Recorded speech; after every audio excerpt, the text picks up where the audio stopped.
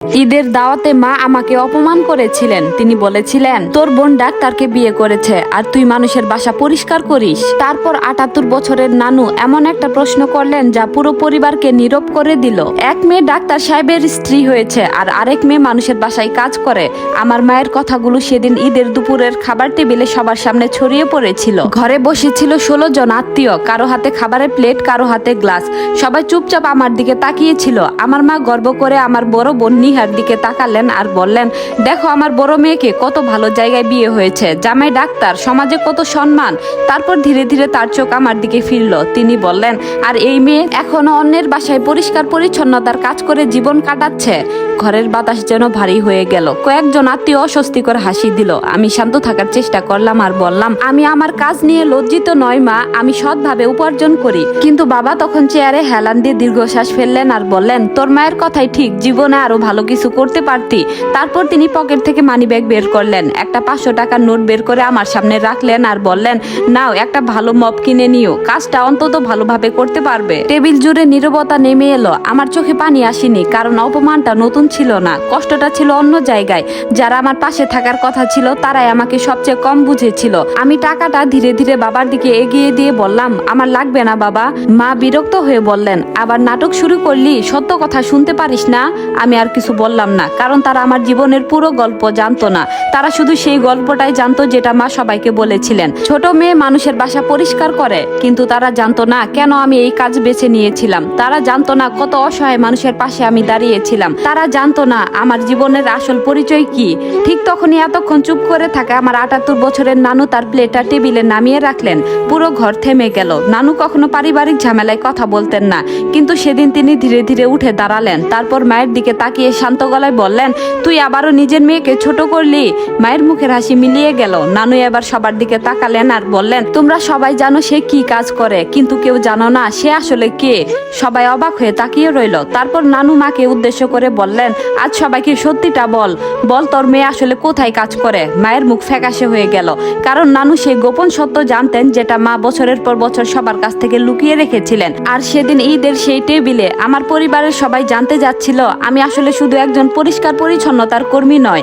আমার পরিচয়ের পেছনে ছিল এমন এক গল্প যা শুনে সবাই মাথা নিচু করতে বাধ্য হবে। সত্যিটা প্রকাশ পেল ঈদের সেই টেবিলে। ঘরটা এতটাই নীরব হয়ে গেল যে দেয়ালে থাকা ঘড়ির টিকটিক শব্দ পর্যন্ত শোনা যাচ্ছিল। সবাই তাকিয়েছিল আমার ৭৮ বছরের নানুর দিকে। মা অস্বস্তি নিয়ে বললেন, মা এসব শুরু করো না। কিন্তু নানু এবার বসেননি। তিনি শান্ত গলায় বললেন, না, আজ কথাটা শেষ করেই ছাড়বো। আমার বড় বোন নিহা অবাক হয়ে তাকালো আর বলল, নানু আপনি কি বলতে চাইছেন? নানু ধীরে ধীরে তার দিকে তাকালেন আর বললেন, তোর মা বছরের পর বছর তোদের দুই বোনের মধ্যে তুলনা করে এসেছে। একটু থেমে তিনি বললেন, সবাইকে বলেছে নিহা জীবনে সফল হয়েছে আর এমিলি পরিবারের বোঝা হয়ে আছে। ঘরের সবাই চুপ। নানু আবার বললেন, কিন্তু তোর মা কখনো পুরো সত্যিটা বলেনি। মা দ্রুত চেয়ার থেকে উঠে দাঁড়ালেন আর বললেন, মা যথেষ্ট হয়েছে। নানু এবার একটু কঠিন কণ্ঠে বললেন, না, আজ সত্যিটা সবাই জানবে। সবাই আমার দিকে তাকালো। আমি নিজেও জানতাম না নানু কি বলতে যাচ্ছেন। বছরের পর বছর আমি চুপ ছিলাম, লজ্জার কারণে নয়, বরং এমন মানুষদের কাছে নিজের যোগ্যতা প্রমাণ করতে চাইনি যারা আগে থেকে আমার সম্পর্কে সিদ্ধান্ত নিয়ে ফেলেছিল। নানু এবার বাবার দিকে তাকালেন আর বললেন, তুমি কি জানো এমিলি কেন মানুষের বাসায় পরিষ্কার পরিচ্ছন্নতার কাজ করে? বাবা ভ্রুকুচকে বললেন, কারণ ও নিজে এই কাজ বেছে নিয়েছে। নানু মাথা নাড়লেন আর বললেন, না, কারণ সে এমন একটা প্রতিষ্ঠান তৈরি করেছে যেটা বয়স্ক মানুষ আর মুক্তিযোদ্ধা পরিবারের অসহায় সদস্যদের নিজেদের ঘরে নিরাপদে থাকতে সাহায্য করে। টেবিলে বসে থাকা সবাই স্তব্ধ হয়ে গেল। আমার ছোট মামা হাতে থাকা খাবার নামিয়ে রাখলেন আর বললেন, কি বলছেন? নানু গর্বের সাথে আমার দিকে তাকালেন আর বললেন, ও কলেজ শেষ করার পর প্রথমে একটা বাসায় পরিষ্কারের কাজ করেছিল, কিন্তু তখন সে একটা বিষয় বুঝতে পারে, অনেক মানুষ শুধু পরিষ্কার করার জন্য কাউকে খুঁজছে না, তারা খুঁজছে একজন বিশ্বাসযোগ্য মানুষ। আমার মায়ের মুখে অস্বস্তি দেখা দিল। তিনি নিচু গলায় বললেন, কিন্তু এটা তো ডাক্তার হওয়ার মতো বড় কিছু না। আমি মায়ের দিকে তাকালাম। এই কারণে আমি কখনো তর্ক করিনি, কারণ তার কাছে কোনো অর্জনই যথেষ্ট ছিল না। নানু মায়ের কথায় গুরুত্ব দিলেন না। তিনি বললেন, আজ এমিলির প্রতিষ্ঠানে 40 জনের বেশি মানুষ কাজ করে। পুরো টেবিল আবার নীরব হয়ে গেল। আমার এক কাজিন ফিসফিস করে বলল, 40 জন? আমি শুধু মাথা নেড়ে হ্যাঁ বললাম। আমি কখনো সংখ্যা নিয়ে কথা বলিনি, কারণ নিজের কাজের মূল্য প্রমাণ করার জন্য আমার সংখ্যার দরকার ছিল না। ঠিক তখন নানু তার ফোন বের করলেন, একটা ছবি দেখালেন। ছবিতে আমি দাঁড়িয়ে আছি আমার প্রতিষ্ঠানের কর্মীদের সাথে একটা সামাজিক অনুষ্ঠানে। নানু বললেন এটাই তার টিম। বাবার মুখের অভিব্যক্তি বদলে গেল, কিন্তু সবচেয়ে বড় ধাক্কা তখনও বাকি ছিল। নানু মায়ের দিকে তাকিয়ে বললেন, সবাইকে বলো এমিলি যখন প্রথম ব্যবসায়িক পুরস্কার পেয়েছিল তখন তুমি কি করেছিলে? মায়ের মুখ অন্যদিকে ঘুরে গেল। আমার বুকটা ভারী হয়ে উঠল, কারণ এই ঘটনাটা আমি কাউকে কখনো বলিনি। সেদিন আমি চেয়েছিলাম পরিবারের সবাই আমার সাফল্যের মুহূর্তে পাশে থাকুক, কিন্তু মা আত্মীয়দের বলেছিলেন এমিলি আসেনি কারণ ওর পরিষ্কারের কাজ ছিল। কিন্তু আসল সত্য ছিল অন্যরকম। মায়ে আমাকে যেতে নিষেধ করেছিলেন। তিনি বলেছিলেন তোর এই কাজের কথা সবাই জানলে আমাদের সম্মান থাকবে না। আমার বোন নিহা মায়ের দিকে তাকালো আর বলল, মা এটা কি সত্যি? মা কোনো উত্তর দিলেন না, আর সেই নীরবতায় সব উত্তর দিয়ে দিল। ঠিক তখনই আমার ফোন বেজে উঠল। আমি স্ক্রিনের দিকে তাকালাম। আমার প্রতিষ্ঠানের অফিস থেকে কল। সাধারণত এমন সময় আমি ফোন ধরতাম না, কিন্তু সেদিন কেন যেন মনে হলো ফোনটা ধরা উচিত। আমি উঠে দাঁড়ালাম আর বললাম, হ্যালো। ওপাশের মানুষটা দ্রুত কিছু বলল। আমার মুখের ভাব বদলে গেল। আমি বললাম, কি হয়েছে? টেবিলে বসে থাকা সবাই আমার দিকে তাকিয়ে রইল। কল শেষ করার পর নানু জিজ্ঞেস করলেন, সব ঠিক আছে তো? আমি চারপাশে তাকালাম। কিছুক্ষণ আগেও যারা আমাকে নিয়ে হাসছিল এখন তারাই আমার উত্তরের অপেক্ষায়। আমি ধীরে একটা নিঃশ্বাস নিলাম আর বললাম, আমাদের সবচেয়ে বড় ক্লায়েন্ট ফোন করেছিল। একটু থেমে বললাম, তারা আমাদের পুরো বাংলাদেশ জুড়ে সেবা চালু করতে চায়। কেউ কোনো কথা বলল না। তারপর মা ধীরে ধীরে ফিসফিস করে বললেন, পুরো বাংলাদেশ জুড়ে? আর বহু বছর পর প্রথমবারের মতো মায়ের চোখে আমি অবহেলা নয় বিস্ময় দেখলাম। কিন্তু তিনি তখনও জানতেন না সবচেয়ে বড় সত্যিটা এখনো প্রকাশ হয়নি, কারণ যে ক্লায়েন্ট আমার প্রতিষ্ঠানকে সারা দেশে নিয়ে যেতে চাইছে সে মানুষটা এই টেবিলে বসে আছে। যে সত্য জানার পর পুরো পরিবার মাথা নিচু করেছিল পুরো বাংলাদেশ জুড়ে। মায়ের কণ্ঠ কাঁপছিল। আমি শান্তভাবে মাথা নেড়ে বললাম, হ্যাঁ, তারা চায় আগামী 6 মাসের মধ্যে আরো কয়েকটি জেলায় আমাদের সেবা চালু হোক। টেবিলে কেউ আর খাচ্ছিল না। কিছুক্ষণ আগেও যারা আমার কাজ নিয়ে হাসছিল এখন তারাই আমার দিকে নতুন চোখে তাকিয়ে আছে। বাবা ধীরে ধীরে বললেন, কোন কোম্পানি? আমি উত্তর দেওয়ার আগে নানু মুচকি হেসে বললেন, এই প্রশ্নের উত্তরটা আজ আরেকজন দেবে। আমি অবাক হয়ে নানুর দিকে তাকালাম। ঠিক তখনই আমার বড় বোন নিহা চেয়ার ছেড়ে উঠে দাঁড়ালো। তার চোখে পানি। সে ধীরে ধীরে আমার সামনে এসে দাঁড়ালো আর বলল, এমিলি না এমিলি, আমি তো কিছুই জানতাম না। আমি মৃদু হেসে বললাম, তুই জানার সুযোগই কোথায় পেয়েছিলি?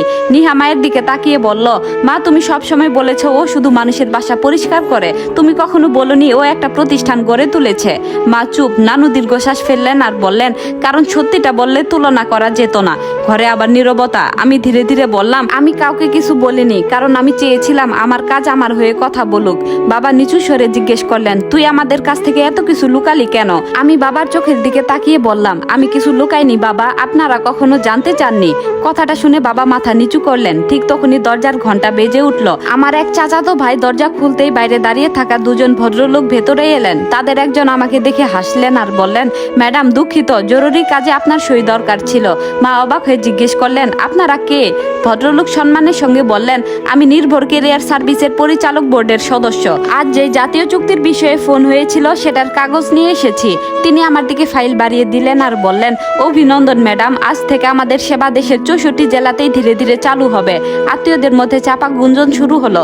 মায়ের মুখে কোনো কথা নেই। আমি ফাইলে সই করে ভদ্রলোকদের ধন্যবাদ জানালাম।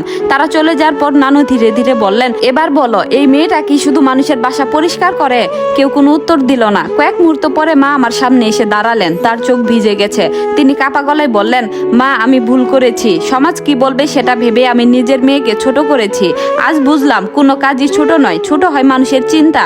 আমি কিছুক্ষণ চুপ করে রইলাম। ছোটবেলার অসংখ্য অপমান মনে পড়ছিল, অনেক কষ্ট, অনেক রাতের কান্না। কিন্তু নানুর একটা কথা মনে পড়ে গেল, ক্ষমা করতে পারলে মানুষ সবচেয়ে বড় হয়। আমি মায়ের হাত ধরে বললাম, আমি তোমাকে দোষ দেই না, শুধু একটা কথা মনে রেখো, কোনো মানুষের পরিচয় তার কাজের নামে নয়, তার সততা আর ব্যবহারে। মা আমাকে জড়িয়ে ধরে কাঁদতে লাগলেন। বাবাও এগিয়ে এসে আমার কাঁধে হাত রাখলেন। তিনি পকেট থেকে সে 500 টাকার নোটটা বের করলেন। হালকা হেসে বললেন, আজ বুঝলাম এই টাকাটা তোকে নয়, আমার নিজের অহংকার পরিষ্কার করার জন্য দরকার ছিল। ঘরের সবাই হেসে উঠল। অনেকের চোখে তখনও পানি। নানু আবার চুপচাপ নিজের জায়গায় বসে পড়লেন। তিনি শুধু বললেন, মনে রেখো, মানুষকে তার পোশাক, পেশা বা আয় দিয়ে বিচার করো না। যে হাত ঝাড়ু ধরে সেই হাতই একদিন শত মানুষের জীবনে আলো এনে দিতে পারে। সেদিনের ঈদের দাওয়াতে আমি কোনো তর্কে জিতিনি, আমি কাউকে হারাইওনি। শুধু একটা সত্য সবার সামনে দাঁড়িয়ে গিয়েছিল, সৎ কাজ কখনো ছোট হয় না, আর মানুষের সবচেয়ে বড় পরিচয় সে কতটা মানুষ। এই গল্পটি এখানেই শেষ। সম্পূর্ণ গল্পটি আপনাদের কেমন লাগলো অবশ্যই জানাবেন। ধন্যবাদ।